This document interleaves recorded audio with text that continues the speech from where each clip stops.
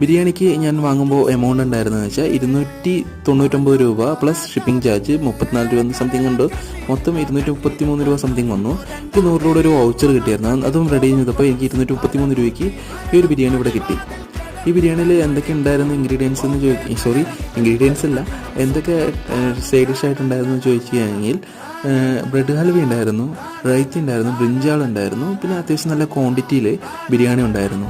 പുറത്തുനിന്നൊക്കെ നോക്കുമ്പോൾ പാക്കിംഗ് എല്ലാം neat and clean ആണ്. ഞാനങ്ങനെ എല്ലാം ഓപ്പൺ ചെയ്തു. എനിക്കിതിൽ പറയാനുണ്ടെങ്കിൽ ബ്രെഡ് ഹൽവ കുറച്ചുകൂടി ക്വാണ്ടിറ്റി ഇൻക്രീസ് ചെയ്യായിരുന്നു, അത് മാത്രമേ എനിക്ക് പറയാനുള്ളൂ, വേറെ ഒന്നും ഇതിൽ പറയാനില്ല. അങ്ങനെ ഞാൻ ബിരിയാണി കഴിക്കാനുള്ള സ്റ്റാർട്ട് ചെയ്തു. ബിരിയാണി നല്ല ഫ്ലേവറുള്ള റൈസ്, നല്ല ടേസ്റ്റി റൈസാണ്. അതേപോലെ നല്ല കുക്കഡ് ആയിട്ടുള്ള റൈസാണ്. ഞാൻ വളരെ വേഗത്തിൽ തന്നെ എനിക്ക് ടേസ്റ്റ് ഇഷ്ടപ്പെടുന്നതുകൊണ്ട് ബിരിയാണി വേഗത്തിൽ തന്നെ തീർന്നു. അപ്പോൾ ലാസ്റ്റായിട്ട് കഴിക്കാനായിട്ട് ഒരു എഗ്ഗ് മാറ്റി വെച്ചായിരുന്നു. ആ എഗ്ഗ് ഞാൻ അങ്ങനെ കഴിച്ച് തീർത്തു.